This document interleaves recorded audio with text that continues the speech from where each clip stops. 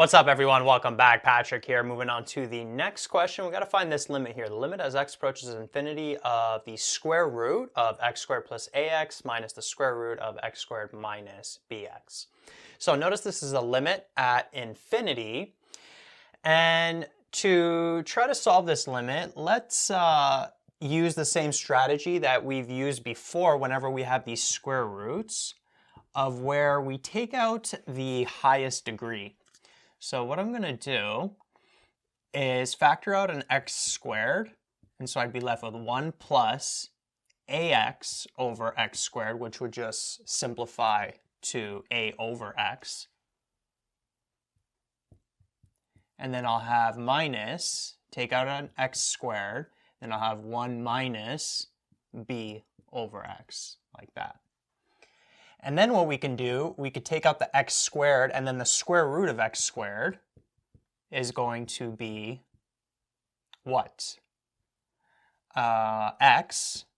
Then we'll have the square root of 1 plus a over x minus x. We take out the x squared again. Square root of x squared is x. Square root of 1 minus b over x, like this. And then what we could do is, if we take x approaching infinity, notice how this would go to 0, this would go to 0, but then what would we have? We would have the limit as x approaches infinity of infinity minus infinity, right? This would just end up being a square root of 1 here. This would be the square root of 1. And so notice that that is indeterminate form. So we can't figure out the limit in that way. And what you actually have to do with a question like this is you got to take this and you got to rationalize it. So let me rewrite this over here. So what we would do is we would take x squared plus ax minus x squared minus bx, and we would multiply this expression by its conjugate. So the conjugate would be that first term, which would be that whole square root, plus, we change the sign in the middle, that second term, all over the same thing. So it's like we're taking this expression and multiplying it by 1. And so we end up with this. Now this is like over 1 here. So this times that, we would just multiply the ends. So what would we end up with? We would have the limit as x approaches infinity of x squared plus ax minus x squared minus bx, like that. All over 1 times this, which would just be x squared plus ax plus x squared minus bx, like that. And now we can work with this.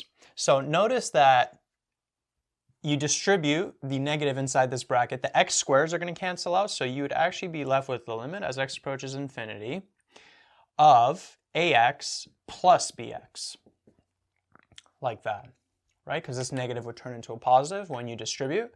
And then all over here, we're going to do the same thing that we did before, where we're going to factor out an x squared. So we'd have 1 plus a over x. This would be plus, factor out an x squared, and we'll have 1 minus b over x, like that. And then this here, just to kind of show you the work this time, we have this. Well, that's the same as the square root of x squared, and then the square root of 1 plus a over x. Like that. And then the square root of x squared is just x in front of that term. So continuing this here, what I'm going to do is I'm actually going to factor out an x from the numerator. So we'd have a plus b all over, take out an x squared from here, they turn into x's. So we would have x and then the square root of 1 plus a over x plus x, and then we have the square root of 1 minus b over x, like that. And then notice these are 2 terms, and we could take out an x from both of them.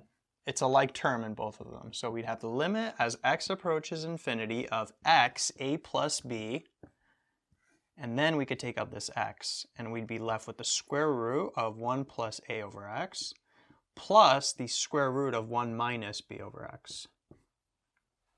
Like that. And now notice the x's cancel out. And now when we plug in infinity for x, notice that this would go to 0. This would go to 0. And so we'd be left with a plus b over the square root of 1 plus the square root of 1, which is just 2. And so that there is your final answer. It's a plus b over 2. And so you could try this with any number. So let's say the a value here was 6. And maybe let's say the b value here was, whatever, 10. Right? If you took the limit of this here, it would be 6 plus 10, 16 divided by 2, which would be a. So you could try this exact same process with actual numbers, and the value that you get at the end should correspond to that equation.